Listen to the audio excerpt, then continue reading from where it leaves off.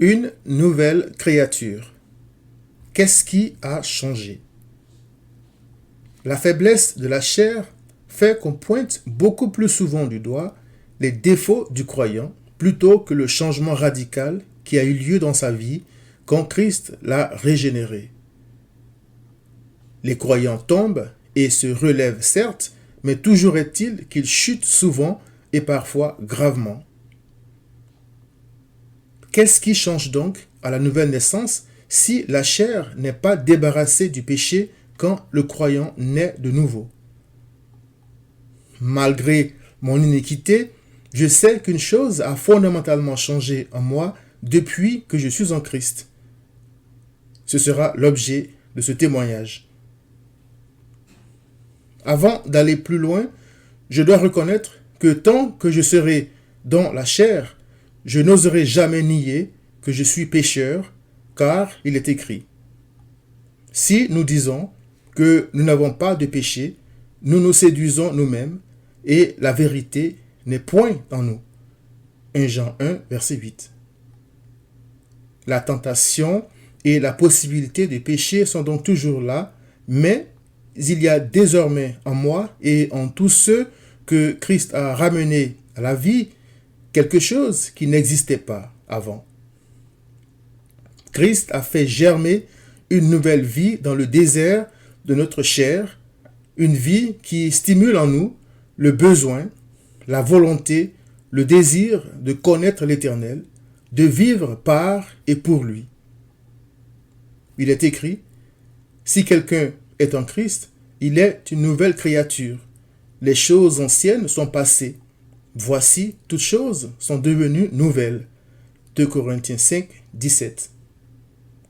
Parmi les choses anciennes qui sont passées, il y a cette tendance que j'avais à ne me préoccuper que de moi-même, ma vie, mon avenir, mes intérêts, ma volonté, sans le moindre souci de ce que cela pouvait coûter à d'autres personnes. Ça s'appelle l'égoïsme, je crois. Je jugeais tout par rapport à ma personne. Je m'estimais moi-même tellement que la moindre critique suffisait à me mettre hors de moi. Ça, c'est l'orgueil, n'est-ce pas? En Christ, cependant, mes priorités ont changé. Croire en Dieu le Père et en son Fils, Jean 14, verset 1, vivre pour Christ et lui rendre gloire dans mes pensées et dans mes actions, voilà ma nouvelle préoccupation depuis que Christ m'a délivré de l'esclavage, du péché, de la terre aride qu'est la chair, car rien de spirituel n'y pousse. Ce qui est bon, je le sais, n'habite pas en moi, c'est-à-dire dans ma chair, a dit l'apôtre Paul en Romains 7, 18. J'étais mort dans mes péchés et je n'avais aucun intérêt ni considération pour mon Créateur. Je ne savais même pas qui j'étais, d'où je venais, où j'allais, ni pourquoi j'étais sur terre. Il est écrit, les païens marchent selon la vanité de leurs pensées. Ils ont l'intelligence obscurcie, ils sont étrangers à la vie de Dieu, à cause de l'ignorance qui est en eux, à cause de l'endurcissement de leur cœur. Ayant perdu tout sentiment, ils se sont livrés à la dissolution pour commettre toute espèce d'impureté jointe à la cupidité. Éphésiens 4, 17 à 19. Mon intelligence n'est plus obscurcie, car je sais désormais qui m'a créé. Pourquoi je détestais mon Créateur? Pourquoi je méritais sa colère et la condamnation? Et qui a donné sa vie pour me délivrer de l'esclavage du péché et m'épargner cette condamnation éternelle? Gloire à Christ. Il a été blessé pour mes péchés, brisé pour mes iniquités. Le châtiment qui me donne aujourd'hui la paix est tombé sur lui, et c'est par ses meurtrissures que je suis guéri. Ésaïe 53, verset 5. Je ne suis plus ingrat vis-à-vis de l'Éternel, qui a ainsi fait souffrir son Fils pur et saint pour un pécheur comme moi. Je rends désormais grâce à Dieu au nom de Christ. Je regrette et souffre de toutes mes offenses envers mon Sauveur parce qu'elles m'empêchent de communier avec lui et d'être le bon serviteur que je veux être pour lui.